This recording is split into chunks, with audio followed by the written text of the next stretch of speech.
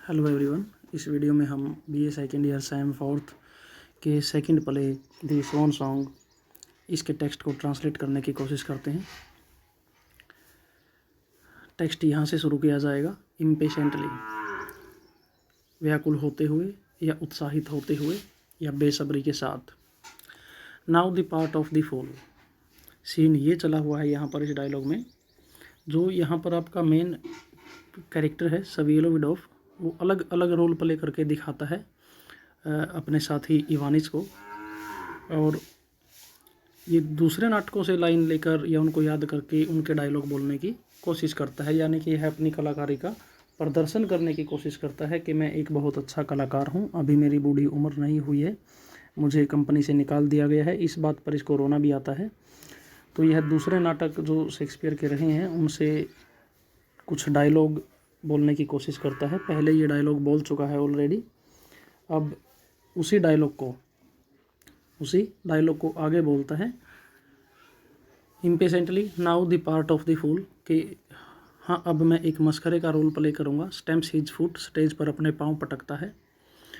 Come take the fool's part, अब उसको invite करता है इवानिस को कि अब आप आओ और मस्खरे का रोल प्ले करो। Be quick, I can't wait, जल्दी करो, मैं आपका इंतज़ार नहीं कर सकता। Ivanitch takes the part of the fool, Ivanitch Svetlovidov के कहने पर एक फूल का रोल प्ले करता है। किंग लियर का ये डायलॉग चला हुआ है। अब किंग लियर में जो फूल का रोल प्ले करता है वहाँ पर जो डायलॉग है, अब वो डायलॉग इवानिस के द्वारा बोला जाता है। यह अंकल को नंकल कहता है क्योंकि ये मस्खरे का रोल है तो गलत प्रोनाउंसिएशन करवाई जाती है। O nuncle court holy water in a dry house is better than this rain water out of the door, कि o nuncle mean O uncle, court holy water in a dry house, कि किसी सूखे घर में, सूखे का घर का मतलब बाहर बारिश हो रही है जहाँ पर बारिश से बचा जा सके उस घर में। Court holy water is better, वो बेहतरीन है। Then this rain water out of the door, बाहर जो बारिश हो रही है इस पानी से कौन सा पानी बेहतर है, कि घर में जो पानी को जो होली वाटर है वो रखा है तो वो ज़्यादा बेहतर है। गुड अंकल इन, कि आप अंकल जी अंदर आ जाइए, बाहर मत भीगो बारिश में। आस्क दाई डॉटर्स ब्लेसिंग, किंग लियर में कहानी ये है कि जो किंग लियर होता है इसकी 3 बेटियां होती हैं। ये 2 बेटियों में अपने राज्य क्षेत्र को डिवाइड कर देता है और एक बेटी को कोई भी सामान या कोई भी प्रॉपर्टी नहीं दी जाती। वो दोनों बेटियां किंग लियर को बुढ़ापा आने पर घर से बाहर निकाल देती हैं। अब ये उस किंग लियर नाटक में वहाँ जो फूल का रोल प्ले करता है वो इसको समझाता है। आस्क दाई डॉटर्स ब्लेसिंग, कि आप अपनी बेटियों से माफ़ी मांग लो और उनके पास चले जाओ। आस्क दाई डॉटर ब्लेसिंग, कि आप अपनी बेटी से माफ़ी मांग लो और उसके पास चले जाओ। Here is a night pities neither wise man nor fools, ये रात तो ऐसी खौफनाक रात है कि इस रात के मन में या इस रात में न तो समझदार लोगों पर न ही मूर्ख लोगों पर दया दिखाई जा रही है, बहुत भयानक रात है। सवियलो विडोफ, ये जो लाइनें अब बोलता है सवियलो विडोफ।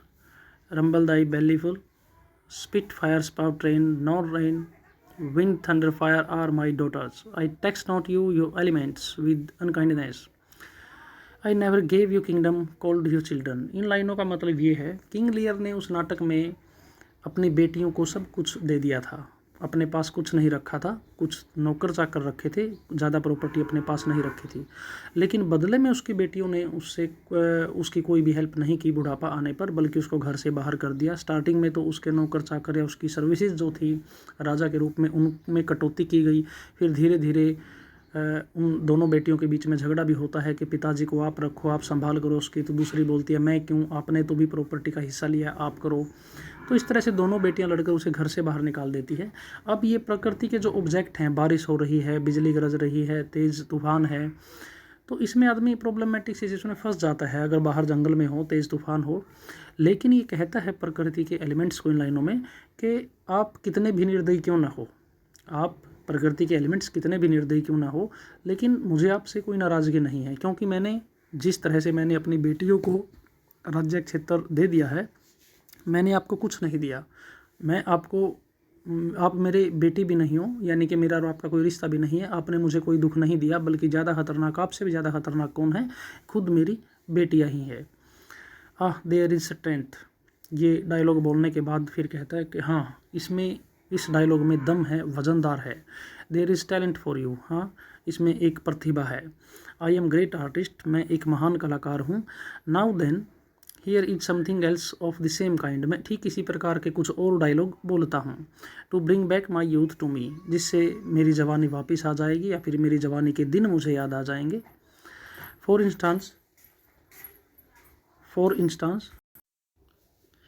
Instance take this from Hamlet, उदाहरण के लिए ये लाइनें मैं बोलता हूँ हेमलेट से। सभी लेविड ऑफ इवानिस के लिए लाइनें बोलता है।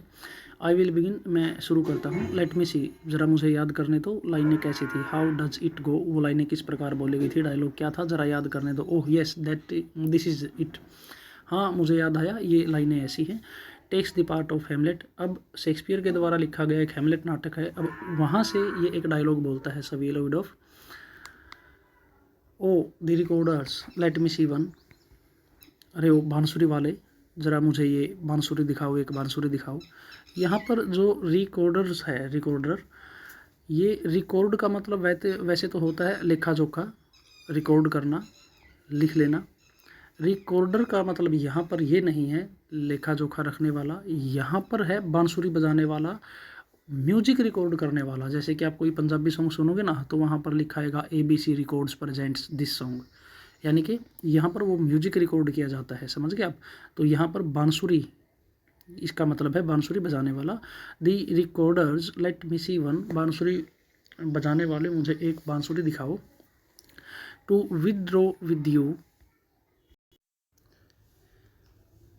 टू विदड्रॉ विद यू, इसमें जो दूसरे पात्र होते हैं हेमलेट में, यहाँ पर हेमलेट उनको बोलता है कि आप मुझसे थोड़ा सा दूर रहो।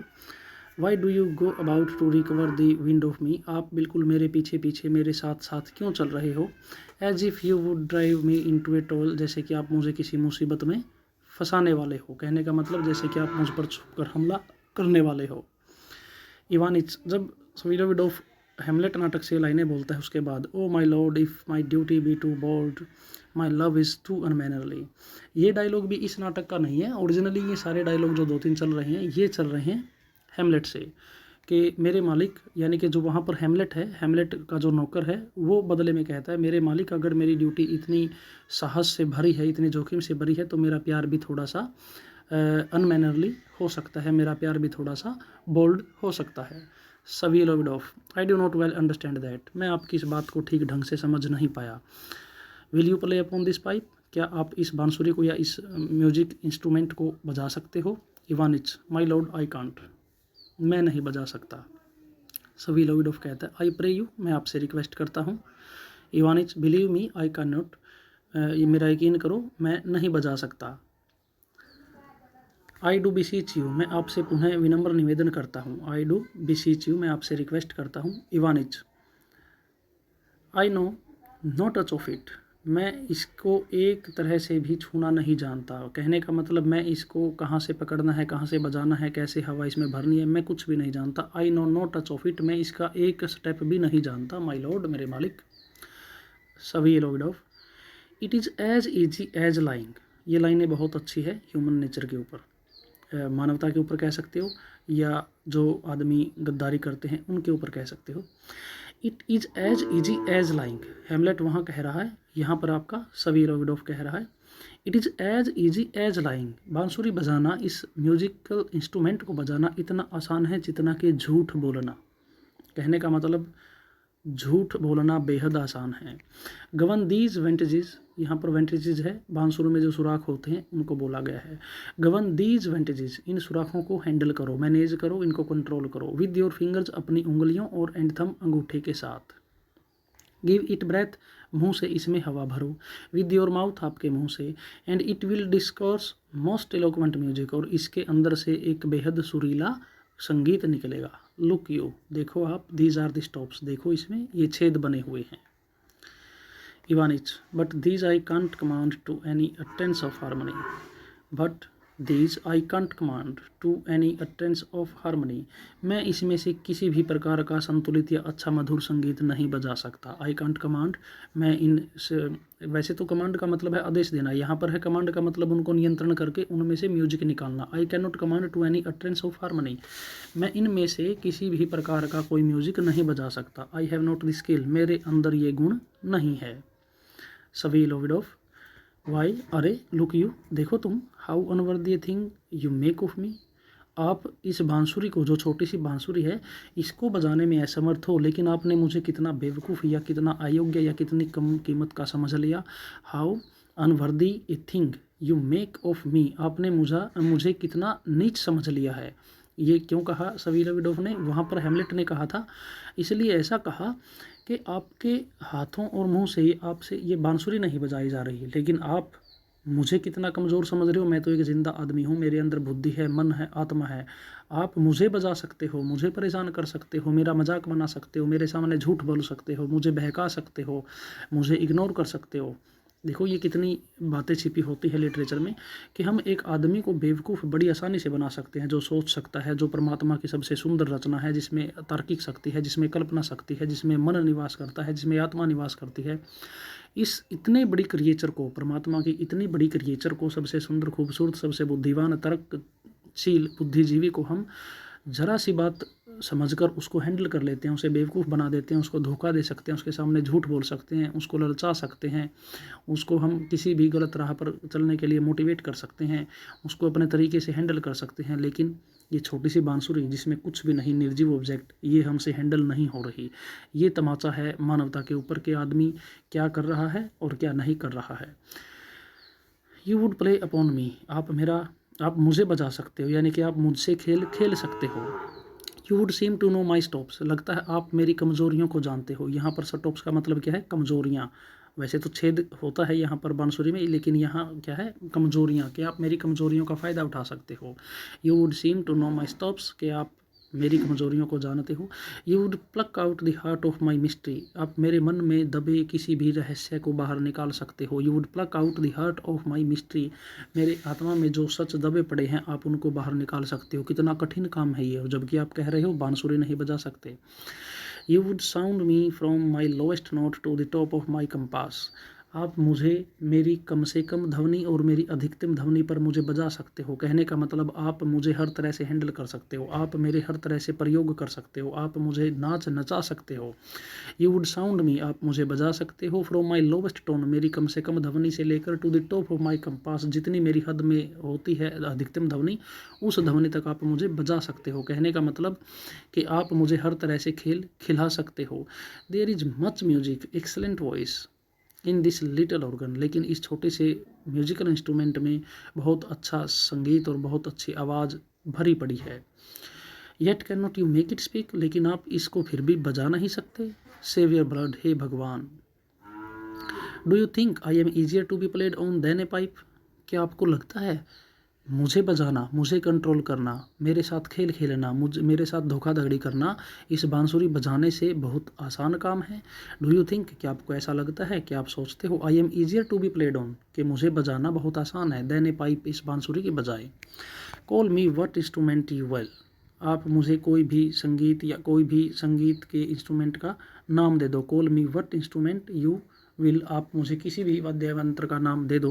दो यू कैन फ्रेट मी, हालांकि आप मुझे परेशान कर सकते हो। You can not play upon मी, लेकिन मेरे साथ आप खेल नहीं खेल सकते, आप मुझे बजा नहीं सकते। लाफ्स एंड क्लैप्स, हंसता है और क्लैप्स ताड़ियाँ बजाता है। ब्रेवो, ब्रेवो का मतलब यहाँ पर है शाबाश। एनकोर, एक बार और, ब्रेवो शाबाश, once more. Where the devil is there any old age in that, अब यहाँ से इस नाटक के एक्चुअल डायलॉग शुरू होते हैं। अब तक हैमलेट के डायलॉग चल रहे थे, अब यहाँ से where the devil is there any old age in that, कि इस तरह के नाटक करने में, इस तरह का रोल निभाने में, इस कलाकारी में बूढ़ी एज कहाँ से आ जाती है, बूढ़ी उम्र कहाँ से प्रॉब्लम लेकर आती है? नहीं आती। Where the devil is there any old age in that, इस कलाकार के जीवन में बूढ़ी उम्र कब परेशान करती है? आई एम नॉट ओल्ड, मैं बूढ़ा नहीं हूँ। दैट इज़ ऑल नॉनसेंस, ये सब बकवास की बात है। ए टोरेंट ऑफ स्ट्रेंथ, ऊर्जा की एक धारा, रसीज ओवर मी, मेरे अंदर बह रही है। दिस इज लाइफ, यही तो जीवन है। फ्रेशनेस, यही तो ताजगी भी आप कह सकते हो, यही तो शक्ति है, यूथ यही तो जवानी है। ओल्ड एज एंड जीनियस, बूढ़ी उम्र और कलाकारी, कैन नॉट एग्जिस्ट टुगेदर, दोनों एक साथ कभी नहीं रहती।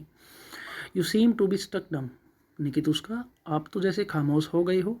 वेट ए सेकेंड, एक सेकंड के लिए रुकिए आप। Let me come to my senses again, मुझे एक बार होश में आने दो। Let me come to my senses again, एक बार मुझे पुनः होश में आने दो। ओह गुड लॉर्ड, हे भगवान। नाउ देन लिसन, ठीक है अब सुनो। Did you ever here such tenderness such music, क्या कभी आपने इतना मधुर कोमल संगीत सुना है। Softly the moon head set, अब यहाँ से ये कविता है, इस कविता से कुछ लाइनें यहाँ पर ये पढ़कर सुनाता है। जो कविता लिखी गई थी एडवर्ड रॉबर्ट के द्वारा, इस कविता का नाम था ए नाइट इन इटली। इस कविता से ये लाइनें हैं। The moon had set, there was not any light save of the lonely legend, both stars pale in outer air and what by fits made bright hot oleander in a rosy veil, searched by the lamping fly whose little spark went in and out like passion's bashful hope.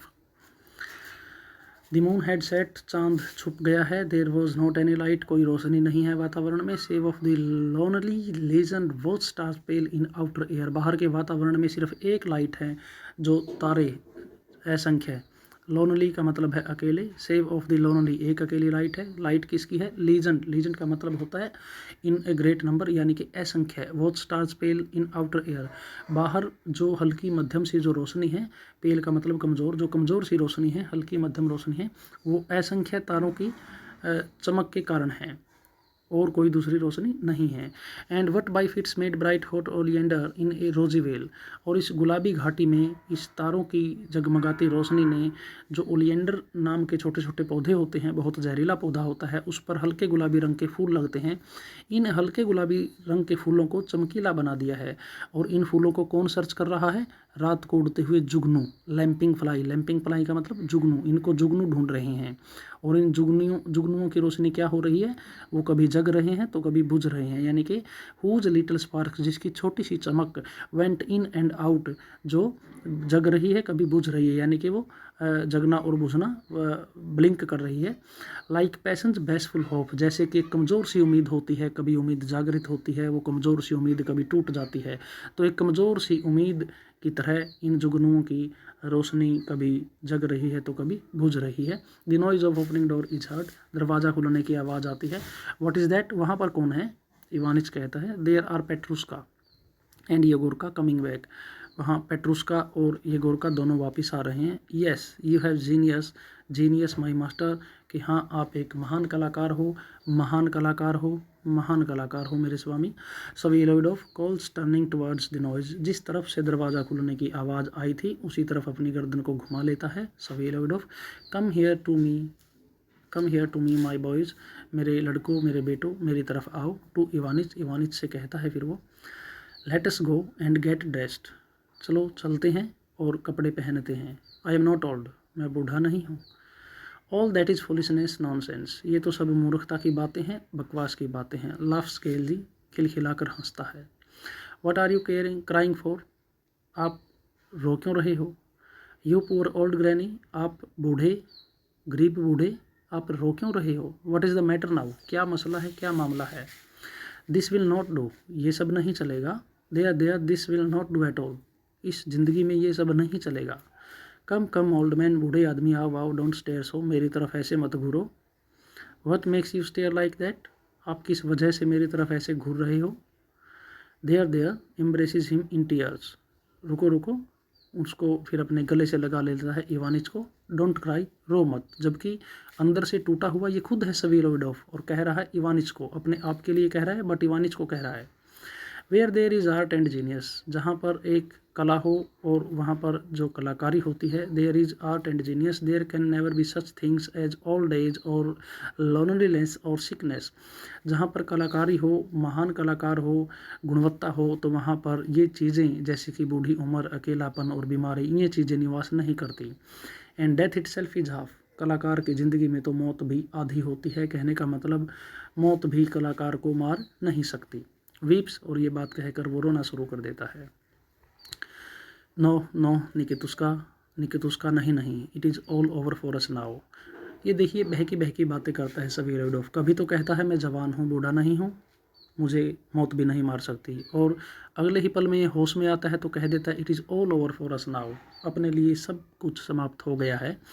What sort of a genius am I, किस प्रकार का मैं एक अच्छा कलाकार हूँ। I am like a squeezed lemon, मैं तो ऐसा हूँ जैसा निचोड़ा हुआ नींबू होता है जिसका कोई यूज नहीं होता।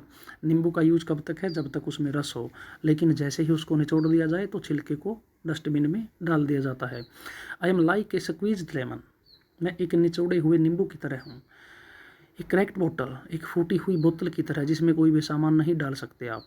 You are the old rat of the theatre, आप तो एक इस थिएटर के बूढ़े चूहे की तरह हो। ए प्रॉम्प्टर, एक उत्प्रेरक, कम ऑन दे गो, वो चलते हैं कपड़े बदलने के लिए। आई एम नो जीनियस, मैं कोई अच्छा कलाकार नहीं हूँ। I am only fit to be in the suit of 14 brass, मैं तो केवल 14 ब्रास का रोल प्ले करने के लिए रह गया हूँ। Even for that I am too old, और 14 ब्रास का रोल प्ले करने के लिए भी शायद मेरी उम्र ज़्यादा हो गई हो। Yes, do you remember those lines from Othello Nikitushka, जो लाइनें मैं अब आपको सुनाऊंगा, क्या ओथेलो की ये लाइनें आपको याद है निकितुस्का। यहाँ पर दो चीज़ें आई हैं, आई am like a squeezed lemon and cracked बोतल। देखिए यहाँ पर स्क्वीज्ड लेमन या क्रैक्ड बोतल का मतलब है यूजलेस होना। जब तक इसके जीवन में जवानी थी, ये ऊर्जा से भरपूर था, अच्छा कलाकार था, तब तक नाटक कंपनी इसको अपने साथ रखती है। लेकिन जैसे ही इसकी जवानी चली जाती है, जीवन से इसके जो जवानी रूपी रस था वो निकल जाता है, यानी कि अब ये यूजलेस चीज़ बन गई है नाटक कंपनी के लिए। अब इसको वो रिटायरमेंट दे देती है और कंपनी इसे बाहर कर देती है। तो ये दुनियादारी ऐसी ही है, इसमें हम सब शामिल हैं, इवन अपने फैमिली मेम्बर भी, उसमें पेरेंट्स हों, भाई हो, पत्नी हो, बहन हो, बच्चे हों, ये फैमिली मेम्बर भी, अपने समाज के लोग भी, अपने रिलेटिव्स भी। कोई भी रिश्ता हो, हर रिश्ते में कब तक ऑनर या रिस्पेक्ट रहता है, या उसमें ये कहे तो रिश्ते में मजबूती रहती है, जब तक उसमें किसी न किसी रूप में डायरेक्ट और इनडायरेक्ट स्वार्थ छिपा होता है। जैसे ही स्वार्थ पूरा हो जाता है, या ये लगता है अब ये आदमी आपके लायक नहीं रहा, इससे कोई भी हेल्प नहीं मिल सकती, तब वहाँ पर रिश्ता तो रह सकता है लेकिन बनावटी स्तर पर रह सकता है। रिश्ता तो रह सकता है लेकिन वो दिखावे के लिए रह सकता है, वो आंतरिक या मजबूत रिश्ता नहीं रहता। तो यही इस नाटक में सवेलो विडोफ के साथ हुआ। जब तक उससे कलाकारी करवानी थी तो नाटक कंपनी उसे अपने साथ रखती है, जब वह रोल प्ले करने के लायक नहीं बचा, बूढ़ी उम्र हो गई, तो उसे बाहर कर दिया। अब ये ओथेलो नाटक से ये लाइनें पढ़कर सुनाता है। Farewell the tranquil mind, farewell content, farewell plumped troops and the big wars that make ambition virtue. Oh farewell, farewell the neighing steed and shrill trump, the spirit-stirring drum, the ear-piercing fife, the royal banner and all quality, pride, pomp and circumstances of glorious war. Farewell, goodbye, अलविदा। Tranquil mind, शांत दिमाग। Farewell content, सबर संतोष को अलविदा। Farewell दी plumped troops, plumped troops का मतलब होता है सजी हुई सेनाएं जो युद्ध के लिए तैयार हों, सुसज्जित सेनाएं। बिग वॉर्स, और बड़े बड़े युद्ध। दैट मेक एम्बिशन वर्च्यू, जो महत्वाकांक्षा को गुण बना देते हैं।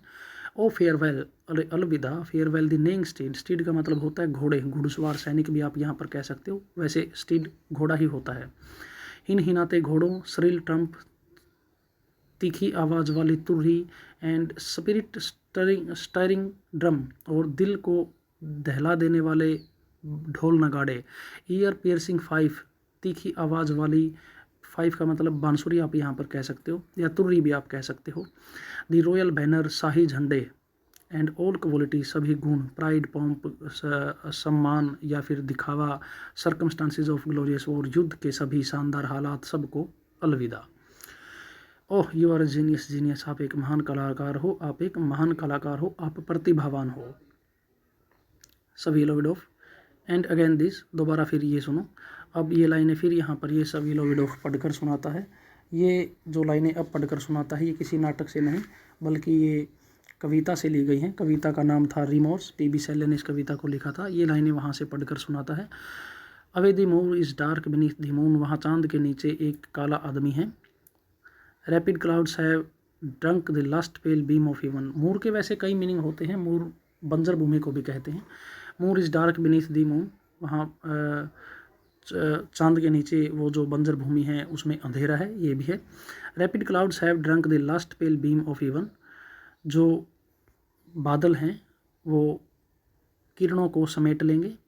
अवे वहाँ दूर, the gathering winds will call the darkness soon, ये इकट्ठी हुई हवा से मतलब है शांत जो हवा हो गई है, दिन भर हवा बहती है, संध्या समय में या रात के समय में निश्चल हो जाती है, ये रुकी हुई हवा अंधेरे को इनवाइट कर लेगी। And profoundest midnight shroud the serene lights of heaven, और स्वर्ग से ऊपर से स्वर्ग से आने वाली हर रोशनी को आधी रात का गहन अंधेरा अपने अंदर समेट लेगा। They go out together the curtain falls slowly, वो दोनों बाहर निकल जाते हैं और धीरे से पर्दा डाल दिया जाता है। यहाँ से आपका नाटक ख़त्म होता है। किसी भी लाइन में किसी भी स्टूडेंट को अगर कोई प्रॉब्लम है तो आप व्हाट्सएप के ग्रुप पर भी मैसेज कर सकते हो। Thank you everyone.